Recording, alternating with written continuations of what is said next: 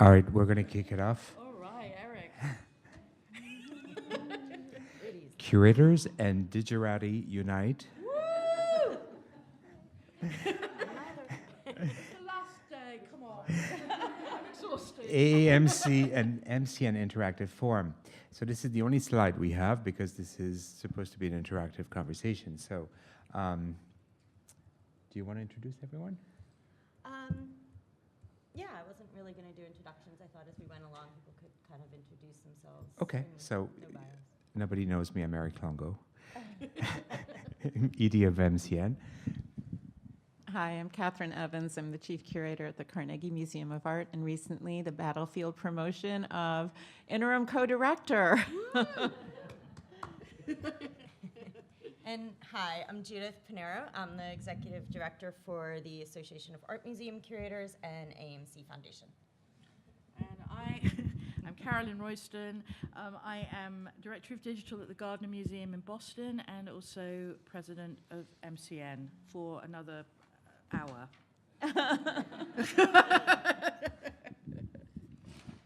So I'm going to start us off, and we didn't go into bios because this is an interactive session. We really want to have a dialogue, so we'll move quickly through some introductory notes. Catherine will talk for a little bit, and then we'll start posing questions to you.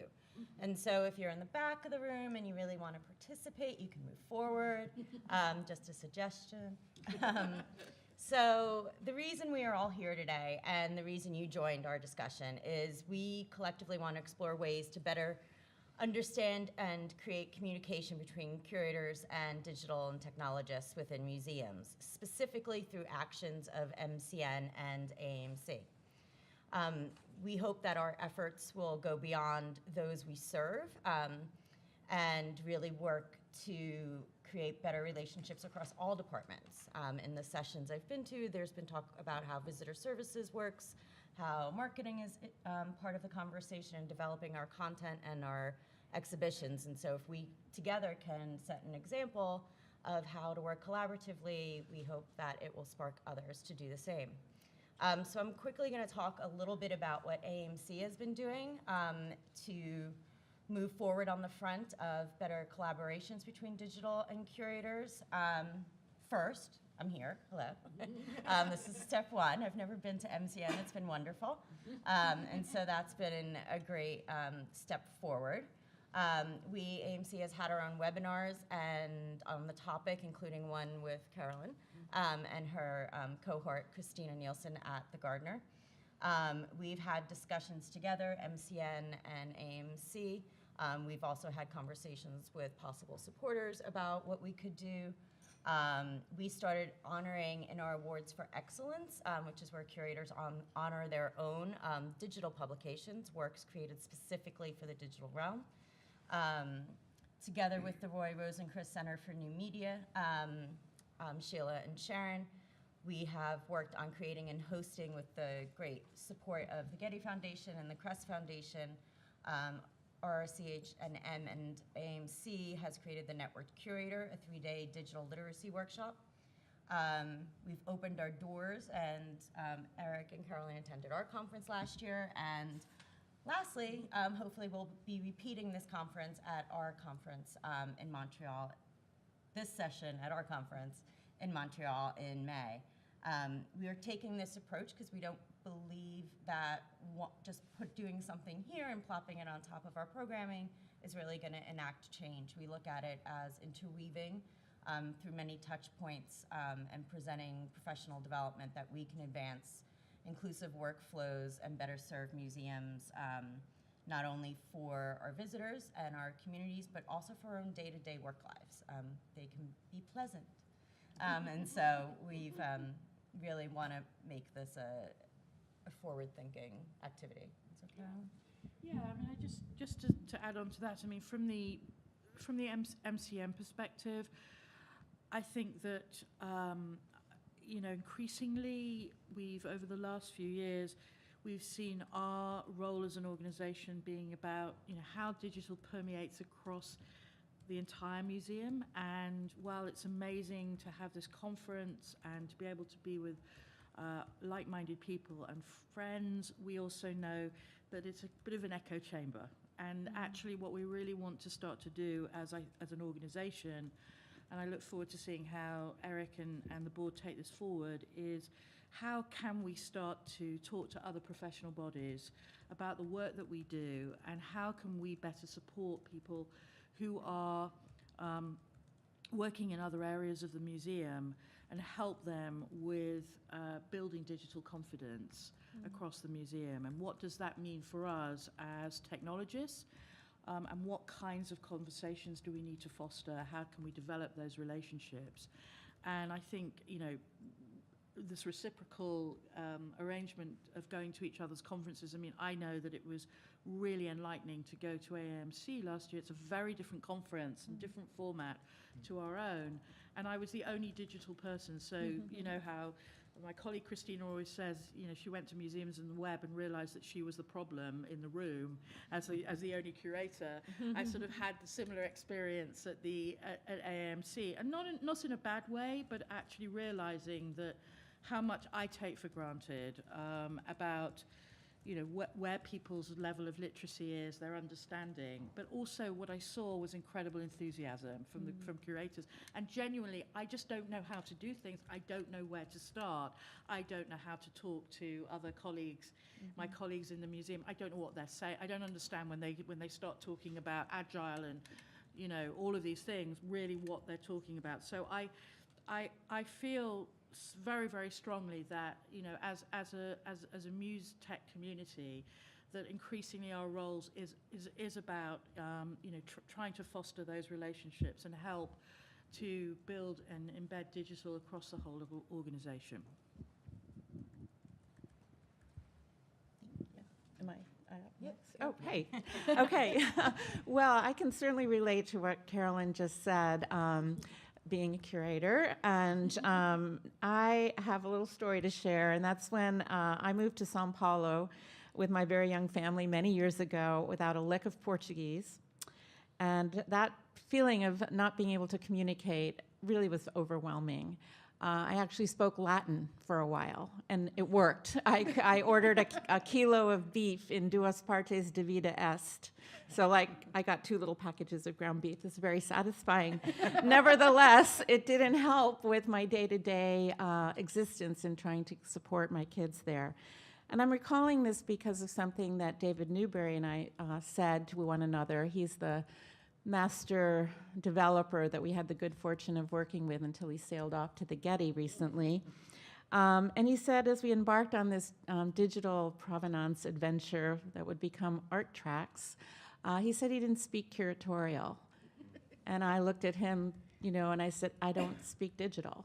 And so this idea of literacy and confidence, I think, is really at the heart of where we start. We admit that. We say, I want to learn, I have to ask questions.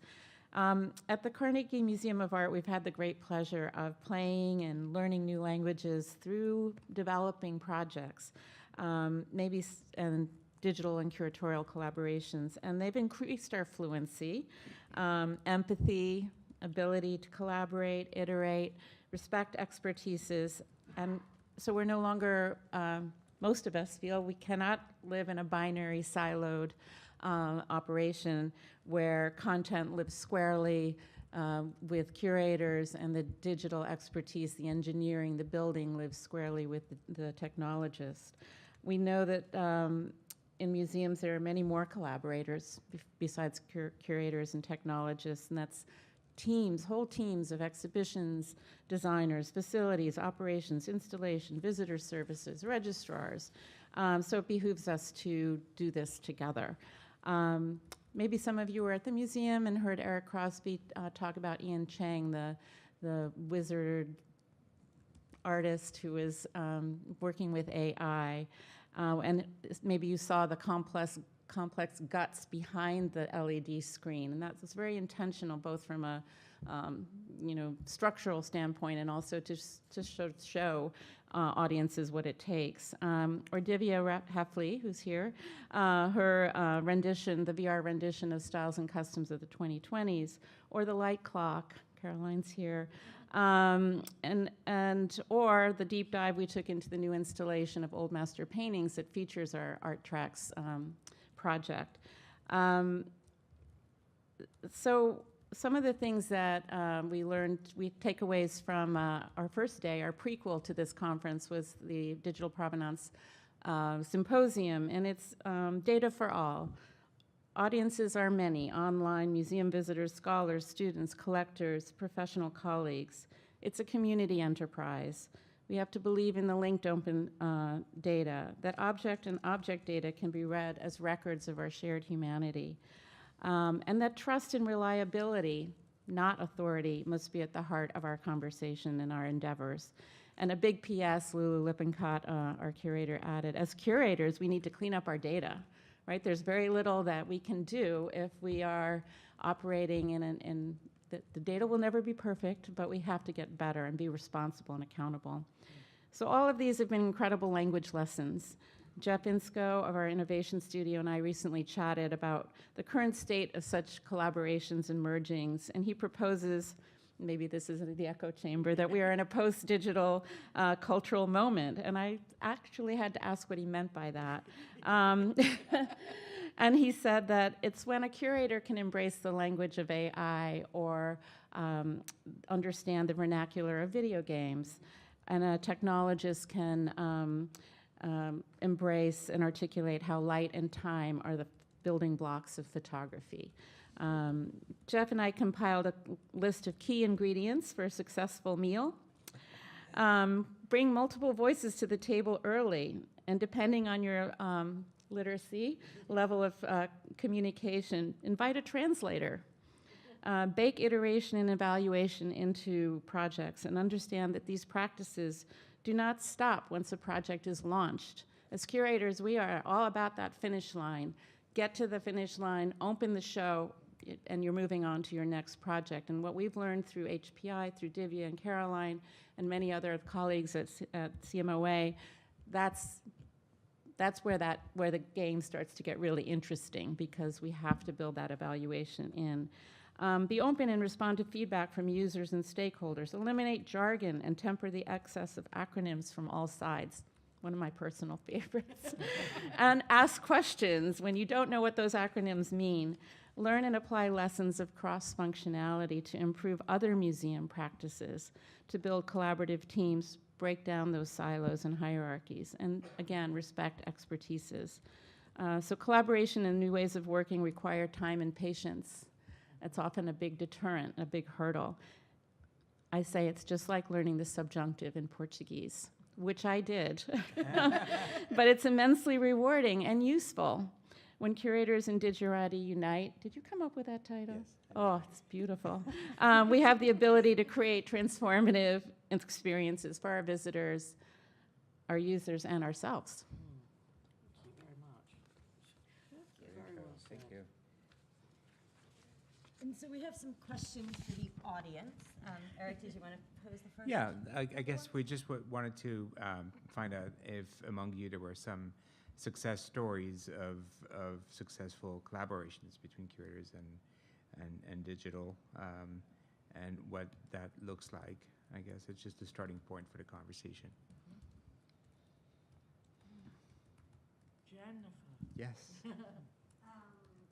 Oh, because I just want to make sure that it's recording. Last year, I did maybe it was earlier this year, time just sort of folds in on itself and you lose track. Sometime in the recent past, I did a project with one of our curators that we had an exhibition that was in a series of exhibitions that were built out of the collection that were on genres in art. So there's one on portraits, there was one on landscape, one on still life, and the last one was animal images. And for that exhibition, sat down to do the interpretive plan with the curator and said, you know, what if we put a screen in the exhibition and interview? The main audience was families with children, because of the content. She thought this is a great moment to reach out to an audience that, as a modern and contemporary museum, we do not generally reach out to, or in the specific.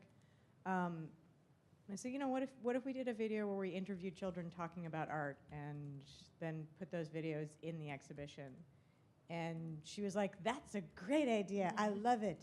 I ultimately ended up interviewing her 5-year-old daughter for one of the videos. And so she would just go upstairs and like listen to her daughter talk about a Miro painting that is hilarious because it's, of course, very abstract. So she's standing there saying, I think it's this, I think it's that. And she has this whole crazy story that no one else would have ever come up with that was really delightful. And she used to just go up there and like listen to her. It was like a great sort of collaboration with her family for that exhibition that really worked out well. Great. Great. Douglas, I guess.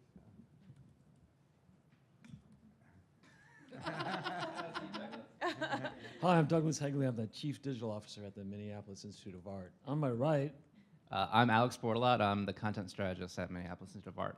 with his arm around me, by the way. So, obviously, I head up media and technology things.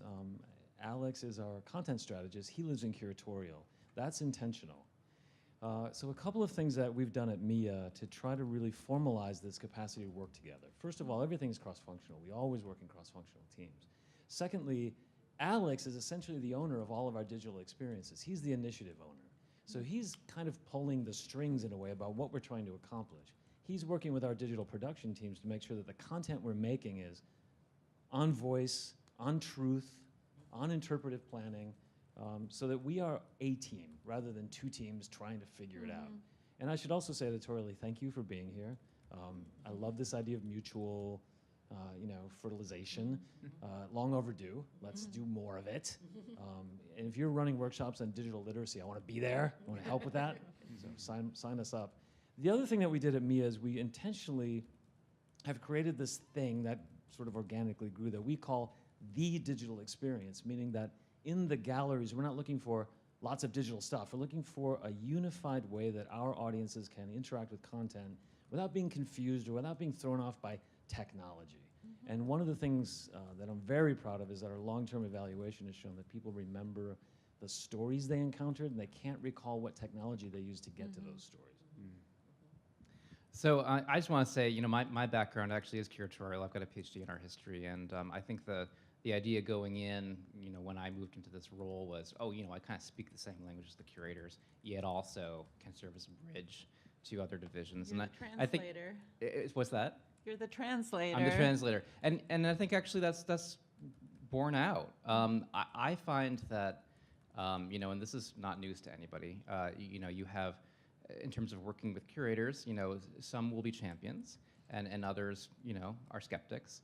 And, to kind of crib from Barack Obama's strategy, I tend to kind of lead from behind in a lot of the curatorial initiatives that I'm part of. I keep my ears open for things that I think would be, first of all, that have a lot of passion around them, but that also are good candidates for translation into digital projects or other types of things. And we've been, I think, very successful in making some of those curatorial projects that were originally conceived as being kind of research projects that would maybe turn into an exhibition sometime down the road into really exciting digital projects that live online or also in the galleries at times. So. Yeah, sure. So, part of my work is kind of skill development or capacity building among our curatorial ranks. And so we have done, over the years, several workshops around everything from kind of speaking to a curious, intelligent, but non-specialist audience to writing with a more, say, journalistic voice. We also are opening up new channels of content, or at least we're trying to, around kind of what I'm calling sort of our op-ed page on our blog site, and really offering curators an opportunity to produce short, polished pieces of text that they're very proud of and that they want to share, but which are not traditionally academic text that you would find adjacent to an object in a gallery setting. So inviting them, encouraging them to think about their work as curators, as knowledge specialists in ways that translate beyond the kind of traditional platforms that they're used to creating for. I'm really interested in, I mean, you've got a very evolved model of working, which is not common at the moment across. And I'm really interested, what was the step from where you were to how you moved into the kind of structure that you have now? Was that driven by your director and sort of recognizing that you needed as an organization to work in a more integrated way, or was it a smaller kind of move? I'm just really interested because I think one of the biggest challenges, like we all, philosophically, we all want to be there, but how do we get there? And where does that driver for change come from? So I think some of it is dependent on the organization, and some of it's more generically applicable, right? Remember, I was the new guy there in 2011, the first time the museum ever had a C-level person thinking about digital. Right. So I had the door is open, might as well take some risks. One of the risks I took was I brought in Christina Halverson, who wrote the content strategy for the web books over the first one, and had her do a presentation to leadership as well as to curatorial and others. And after that workshop, our chief curator said, "Man, we need a content strategist." Yes, right? So that opened the door for us to bring in Alex and have him be embedded in the curatorial department in all of their meetings and working with them on a daily basis, but in many ways the bridge to what we do. And of course, Carolyn, you know this, but my father's a high school art teacher. My background's not technology, it's psychology, so I'm a communicator and translator as well. And that's sort of where I built up my career on. So that you can leverage those moments in time, right? Yeah. But I think one of the key things is the support we've given to our curatorial staff so that they don't feel sort of like, okay, now do digital. Oh, that's bad, right? That really every step along the way, bringing in coaches, bringing in trainers, running workshops together.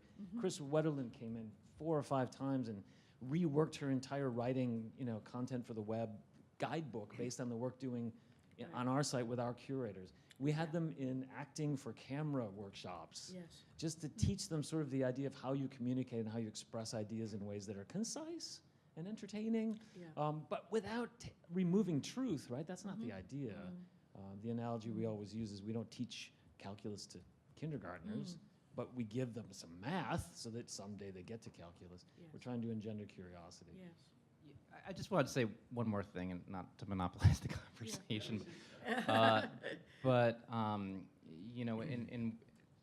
see myself as kind of a content and voice guy, but I think that more and more I'm coming to realize that one of the other areas that I can function, and there's potential for me to function really at a high level and benefit the organization, is to understand the kind of long-term academic research goals of curators, and then having long technical conversations with Douglas's teams about kind of basically the back end. We use TMS, and frankly, how it's not serving us in terms of the content there. Like, data hygiene is what I call it, or the lack thereof. And so, and then coming back to curators and being like, hey, you know what? Great idea. We would love to have provenance information on the collection site, but right now the data's a mess. And so why don't you consider, for example, if you're going to have a fellow or an intern, think about that as your project, and just because they're used to thinking about things in terms of research projects or other types of support for their research, but really, they could be marshaling human resources in different directions that would help them realize their own longer-term aspirations. Enough about us. Yeah. I had a quick question about this, which I'd like to bounce to everyone here. Obviously, with MIA, we have an example of very evolved a model, also because they have the capacity to do it, and we know that most museums are sometimes 1 or 2 curators if they have a digital person, and so I'd like to bounce this back to the audience to because it's probably more a prevalent kind of situation than the one at MIA or other large institutions. And I actually just wanted to sort of incorporate that into a question for Douglas and his colleague. Did you find that your model sort of, how well did it scale? Did you find yourself sort of more dealing with curatorial as a body, or sort of as individual, like one department and kind of get them on board, and another? Because, I mean, I'm at the Met, so obviously scale is so much of everything, but I think it's just a common question that you get that one success or that one failure, and is that a deterrent? Do you sort of go back to the drawing board a little bit? And so did you sort of tackle it as a curatorial-wide issue or individual departments? Yeah, so we look. I'll take the. Yeah, there's another one here. There's another one. So, and Douglas, chime in, but I would say that we started, we had an opportunity to reinstall our African galleries, and luckily that, the timing was just right because we had a curator who was certainly intrigued by opportunities to bring in context via digital, but also not interested, and neither were we, in delivering content the way it had previously been delivered in these kind of, you have a nice phrase for it, Douglas.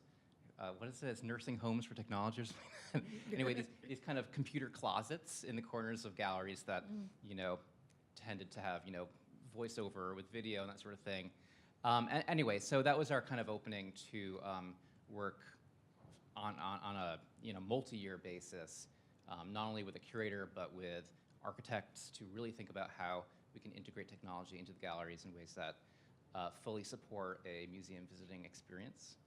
And so based upon that opportunity, that gave us some opportunities to refine some tactics as well as strategies, and think through platforms that would then be transferable to other situations in the galleries and certainly with our curatorial partners. But yeah, for us, embracing opportunities for quick and early wins has definitely been important for us.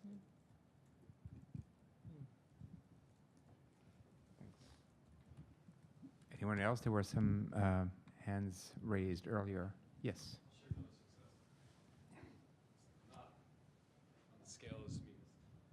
I'm Brian Thornburg. I'm the Director of Technology at the Denver Art Museum. This summer, our Beacon special exhibition was the Western on Epic and Art and Film. And our curator of Western art, who came to me early on and said, I want to do a film exhibition. I don't like technology. And I said, well, that might be a little bit of a problem, but let's talk this through. And so, it ran its course through the planning process. We ended up opening with 40 different pieces of technology in the exhibition. Some of it very easy, simple, traditional screens, projections, but we did some pretty complicated things too, some interactive, some 360 projections. And the context of the exhibition was showing the influence of Western film on Western art. So Thelma and Louise, The Good, Bad, the Ugly, Billy the Kid, and how that's sort of shaped the public's mind of what Western art looks like. And so my success is we're about 9 days away from closing our permanent galleries for 3 years to remodel them. And he now sits on my team that is helping build the digital strategy for those galleries. And he got it. He recognized the impact. And I now have a champion, among a few others within the department, that I'm going to exploit, for lack of a better term, to try to get everybody else on board, because I think he was a naysayer for sure just 9, 10, 12 months ago, and now has bought into and understands the impact and the possibilities. So That's great. It's a great story. Ryan, I'm interested because you're coming at it very much from a social media perspective. Do you have any stories around how you've worked with curatorial at the ROM and? Oh man. Keep it clean. Get ready. I didn't go to karaoke last night, but my voice is just terrible, so apologies for that.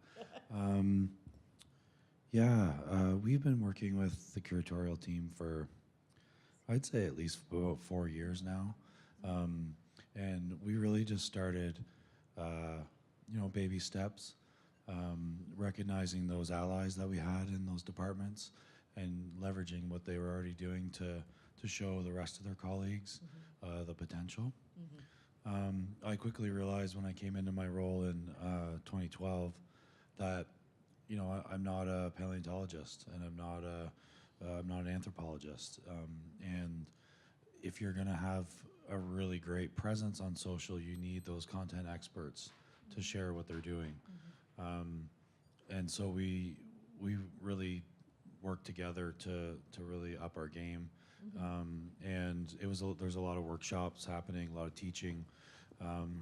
We schedule an hour, but we only talk for 10 minutes. We really focus it down on one skill, and try to keep it relevant with what the social media landscape was like at that time. So, years ago when Twitter allowed you to add multiple photos to a tweet, we did a workshop on that. And then once we did our little thing, our talk for 10 minutes, there were always more questions that were not just about what we presented on, but on other things. And it became less like a lecture and more like we were learning together. And I think that's really important that, especially from social media, everything changes so quickly that I don't think if someone tells you they're a social media expert, they're lying because things change so quickly. That we're all learning together and we're all learning how to leverage that. If you're interested in the model that we've put in place, I wrote about it on Museum ID. You can just Google. I think it's called Leveraging the Power of Social Media Museums or something like that. But you can totally copy that and use it. Mandy? Did you talk about how you encourage your curatorial staff to attend those sessions? Because we hold them and then... Oh, and comes, yeah. So Make it mandatory. at first we made Stickers. buttons. Stickers. Yeah, stickers and buttons. We actually, at first we held them over lunchtime, encouraged people to bring their lunch. But we found that didn't work because people wanted their lunch break. So then we scheduled them at different times throughout the day. But we tried to build a community around that workshop. So yeah, I made buttons with Twitter star or blogging expert or whatever, right? And if I would recognize the really good content that came out that month, the previous month, and I would single people out. And I would talk about why it was a really good piece of content. I would share the analytics around that and say, here's what you did, here was the impact of that. And then everyone would go, it became almost like a competition. Like everyone was like, oh, I really want to beat that guy next time. And then I felt like, I don't know, I wanted to build more of a cohesive community around that rather than just single people out. So I actually made a loyalty card, and everyone has a lanyard like this, and they have a badge, like a swipe badge. And so I made it fit exactly the same size as their swipe card, and I call it the ROM Online Club, and I bought emoji stickers. And so when everyone came to our sessions, I gave them one of these loyalty cards, and then I gave them a sticker. Yeah. And I double-sided it, so there was like a lot of spaces. So I haven't even actually given out a prize yet for someone to fill out their loyalty card, because I want them to keep coming back. But I think for me, it's always been difficult because it seems like there's one team, and then there's another team within museums. There's a curatorial team, and then there's everyone else. And I've been really interested in trying to bridge that gap and make everyone realize that we're all on the same team. We're all experts in our own little area, and how can we work together to make sure that we're the most efficient team as possible. Obviously love all of that. And I want a login expert button, please. Sure. I'll get right there on that.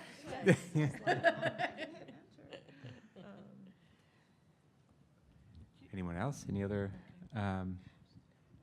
Yeah, go ahead. You have a micro? Oh, perfect. Perfect. Grabbed it earlier. Sorry, I'm Josh. I'm at the American History Museum at the Smithsonian, and we actually, it's not a success yet. It's kind of a gamble. Diane Zorch's office reached out to us to see how we'd like to participate with establishing a IIIF implementation across the institution, and then reaching out. And we decided to, instead of putting one of our technologists, one of our collections folks in, to really encourage our photo curator to get involved, so sort of someone who's a content expert to really sort of stretch her boundaries, talking about the metadata, talking about, establishing the way that the institution is going to work with a standard, and really making her a face of that, which allows us to maybe have a different angle as an institution talking about these things, someone who can bring that really sort of creative content expertise, really have an understanding of the ways that we could start to engage, start to implement this standard at this sort of early stage still.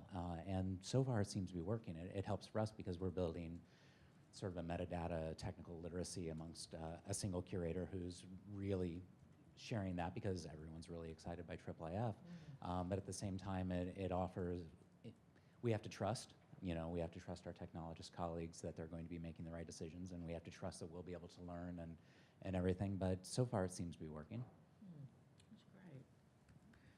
Lindsay. And then Lindsay next to you. Hi. We work as a consultancy, design and research organisation. Quite often we're brought in by the technology team or the digital team or the curatorial team. And I have to say, I'd love to say that we do many, many great works, but actually getting everybody in a room talking to each other tends to be the major thing that we bring together. And we tend to do that through audience, talking about what the audience experience is and getting everybody to focus on that.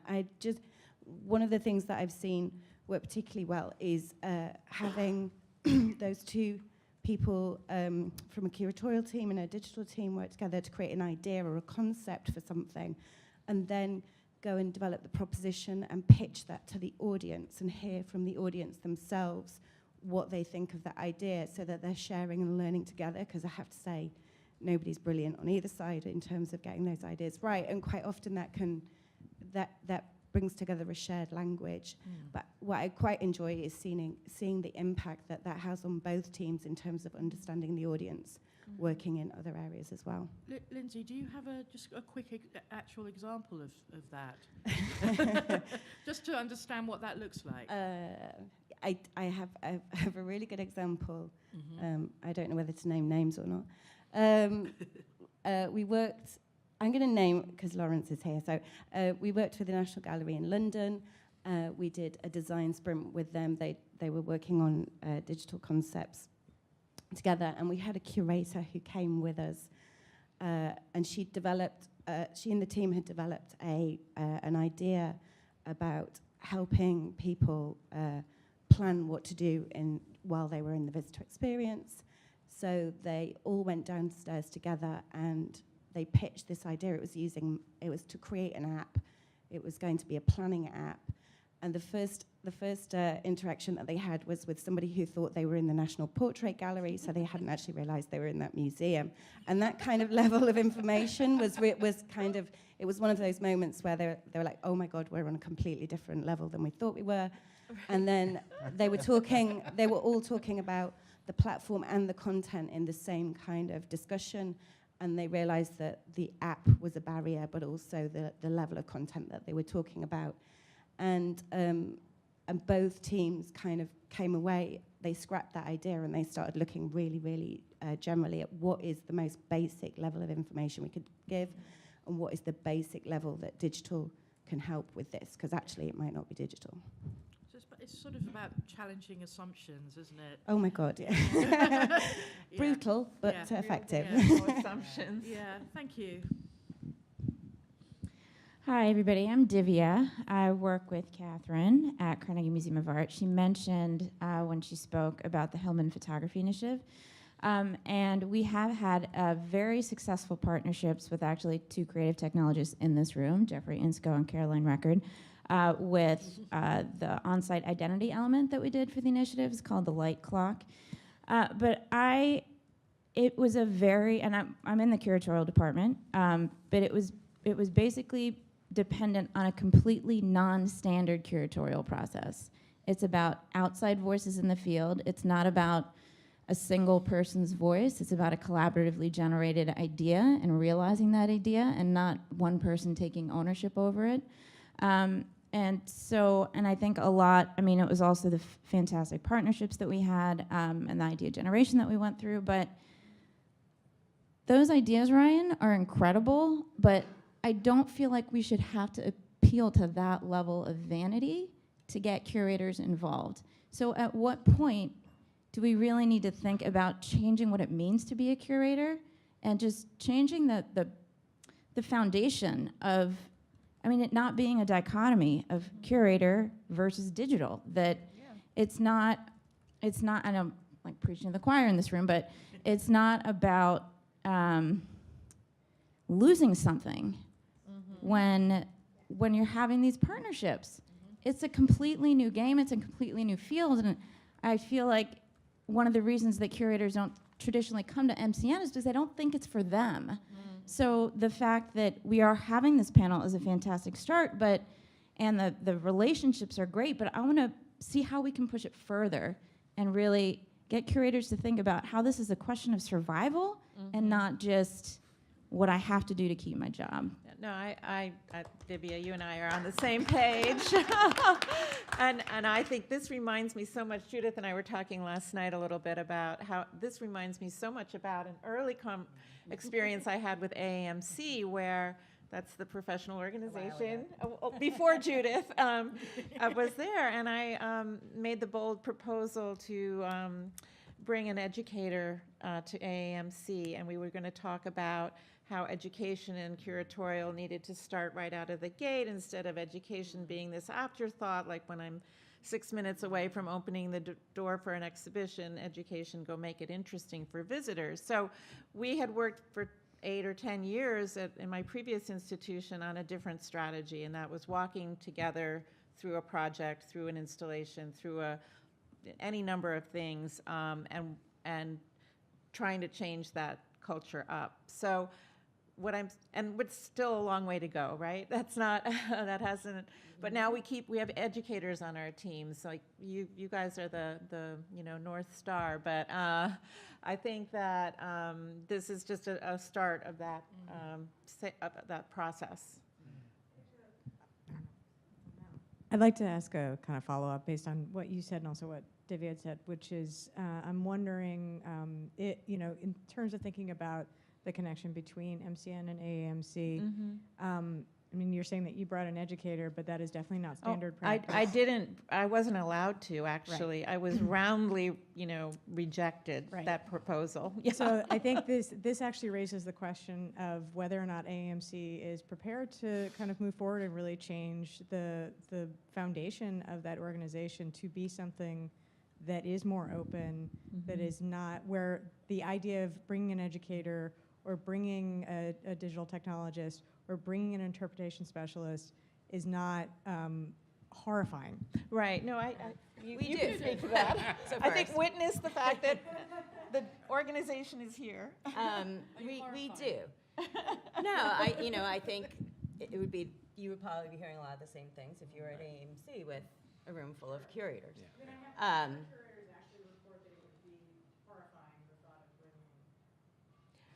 No, I think.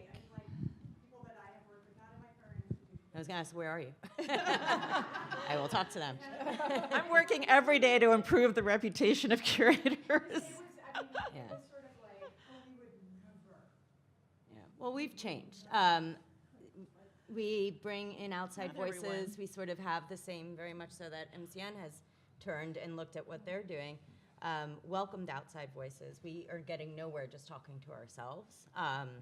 Curators are critical to a museum and its existence, but so is development and marketing and digital and technologists and educators and their directors. I come from the other side of a museum. I am not a curator. I have a master's in art history, but that's not what I did with my career. I've been on the outside in external affairs, so I take it personally when curators aren't playing nice with others. But we really have been working at positive examples, tools to learn how to collaborate. There are a lot of curators out there that,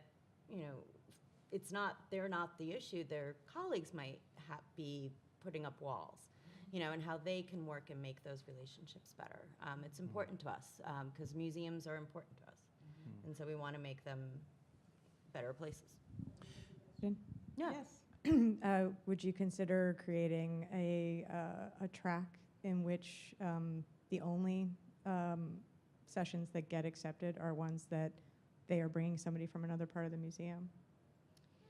That is not, our sessions are focused around, much like yours are. I would say I think every session in this conference has someone that is not a curator on it. Some are very curatorial focused but aren't particularly just to curators, like the one on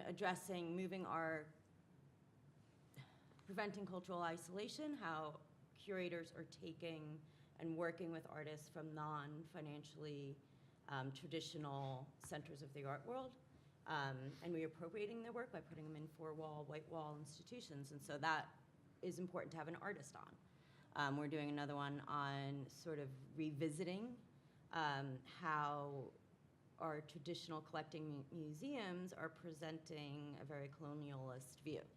And so that has someone representing the First Nations on it. And so it's very particular to each session. But yes, they all do. Our keynotes are not curators.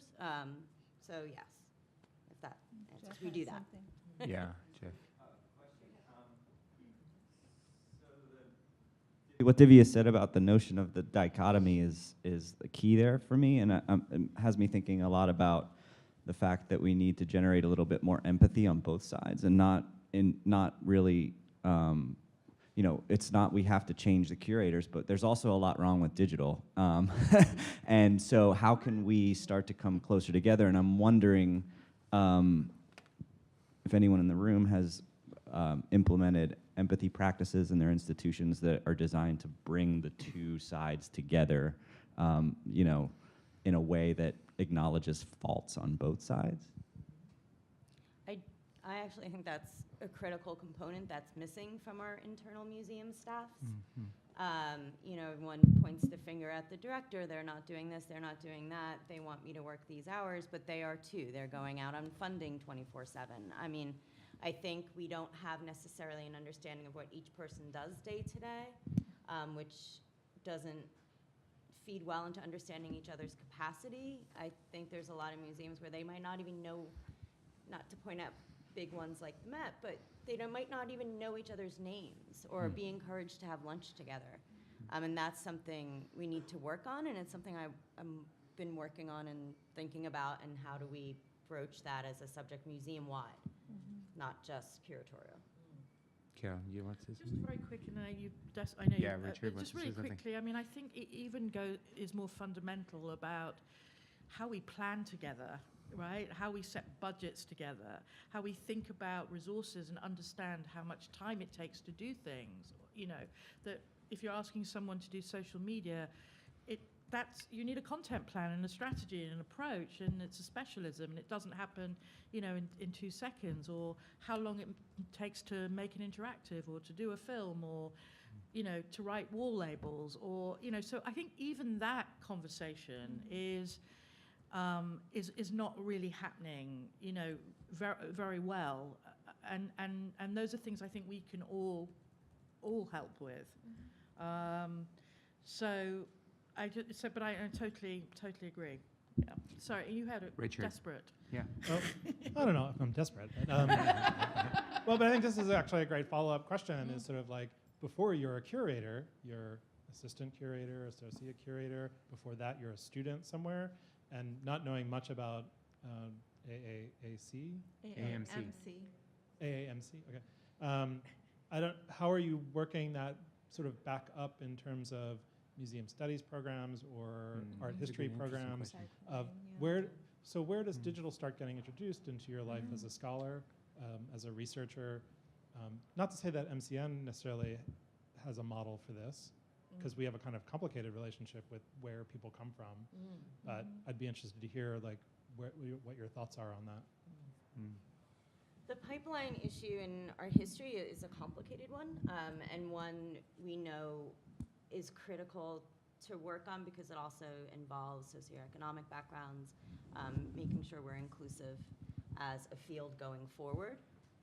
We are a big organization in that we serve 1,300 members, that we have served over 1,000 in our programming in 2017 alone, but we're a staff of 3 with an operating budget way under $1 million. And so right now we're focusing on professional development of curators that are out there, but having conversations and talking to the College Art Association of ways we can together help students. Because I know when I was in graduate school, and you probably say the same, and Heather too, like, being even a curator was not exactly an encouraged option. No. You know, it was just study your art history and become a scholar and archaeologist. I mean, I was in a program that produced a lot of curators and was very welcoming of that, but most were not. Christina, do you want to go? Hi, I just want to everyone. let Heather Oh, sorry, respond. Heather. Oh, and Christina too. Sorry, I forgot. All right, well, I started speaking, so I'm going to just jump in and say, I am Christina Nielsen. I work at the Gardner Museum. I have an amazing kind of thought partner in digital, but we both came into an institution that actually didn't even let people take photography, so it was like tech-free zone, very proud of that fact. We've done a lot, I think, to change the culture, but I want to kind of sing the praises. I'm a curator, but I've been to museums on the web. This is my second MCN conference, and I just want to sing the praises of AAMC because I've also seen that institution evolve over the last few years as well. Under Judith's leadership, there are webinars that have Digerati and curators together, and the panels very much are including different voices from across the institution. I think this panel is a fabulous step in the right direction, so bravo and brava to all of you here. But just going back to the sort of empathy and the training of a curator. I mean, I will just say I'm like an old dog, and when I did my PhD 20 years ago, I thought I was great because I did emails. And so I've had to teach myself, but I look at the younger generation of curators, and they are digital natives, or closer to digital natives than I would ever dream of being. But I think in the future, all of our institutions, I mean, we need our echo chamber, right? Like as curators, we need to come together and like talk to each other because you share experience and kind of valuable, thoughts and ideas that need to kind of percolate internally. But then we also need the cross-fertilization with these groups, just like I think you all need to sometimes kind of, put your arms around each other and like, because you're going through the same battles and you can sort of help each other think about new ways of doing things differently. But then you too now are stepping out more. So Eric, bravo to you for bringing MCN more. I mean, I've seen more other curators and educators here as well. So I don't know, I wouldn't have said there's such a dichotomy like an us against them, curators versus Digerati, but then last night I was speaking to another AAMC member, curator, who is in a senior curatorial leadership position at an institution in the Mid-Atlantic that doesn't have sort of digital staff. And although she watched a recent webinar that Carolyn and I had done, she was shocked that I was at MCN.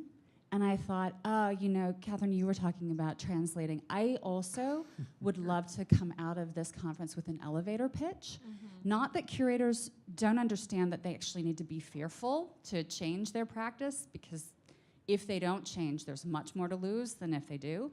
I think there are, going back to what you were saying earlier, Eric, there are so many institutions where there isn't even a digital program or capacity. So how do I remind, kind of leaders in the curatorial field who maybe don't have the privilege of working with technologists, that they do need to tune into this and they can think about grassroots efforts in their own institutions. So I've been hearing a lot about human, digital, and physical, and if you all can help me kind of think of how we can, Judith and Catherine and others can think about, bringing others into the fold, will also be an important step forward.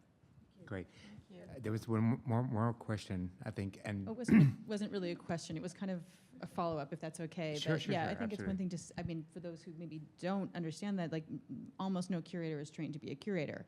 We are trained to be academics, academic art historians, and every curator learns on the job, almost exclusively. And so I think that that's really important, is like we do not come to the job with this skill set. And I think it's incredibly important that institutions do invest in expanding the skill set, because I think most curators, when you're starting an assistant curator or whether you've been in the profession for a long time, you do not know how to do these things, and you have to reinvent yourself as a scholar, as a professional, with a completely different orientation than you probably gained from your education, no matter how wonderful that education was. And I think that that's important to remember. And I think also the point that AAMC is 15 years old? I mean, this is a 50-year-old organization, and I think it's worth noting that curators actually didn't have a venue for professional conversations about our own professional interests until relatively recently. And so that before that, maybe there was CAA, but that's again more about a kind of academic art historical conversation. And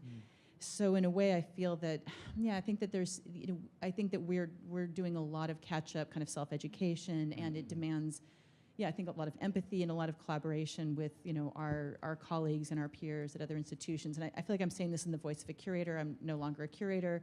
I'm now a grant maker. But I think it almost took me leaving the profession to have the capacity to spend time on my own self-education about some of these issues, because when I was working as a curator, there's no time. Like, the project-driven kind of urgency sucked up all of your available time. And I think curators don't come to these conferences, maybe not out of lack of interest, but out of, you have enough professional development funds to go to one conference. Right. And it's probably going to be AAMC or the conference that's your subject matter specialty, and maybe you can stretch it to those two. And this is an expensive conference relative to curatorial conferences. I think that I really had feel, as a now interim director and as a also chief curator, I've been really, really eager to have that one professional conference, at least for 1 year. Someone goes to someone else's conference. I mean, I went to the archivist conference this year because I just don't know enough about that, and one of our colleagues was presenting, and I mean, it's a way to, you come back with a completely different, that deep dive is just, creates that empathy, creates the knowledge base, increases the bandwidth. So I know it's a real challenge, but I think that is just one of the best things that people can do. Sure. So like what you were talking about, I actually had a really good conversation last night with a colleague that like if I could ask every curator in my institution to just take an intro to design class, I feel like we could have a more common language about things.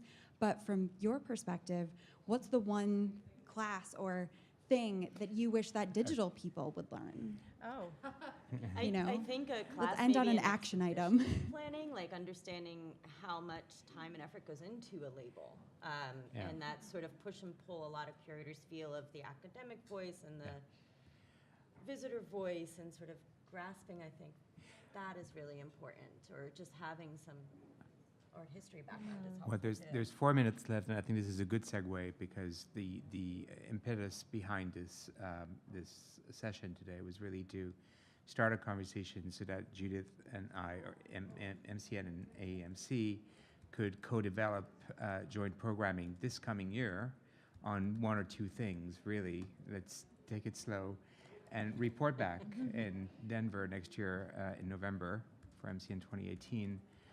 And I just heard a couple of things. I think this one would be a really fantastic things, perhaps to do a joint webinar or workshop or something around exhibition planning for Digerati. And I think I heard another good suggestion earlier about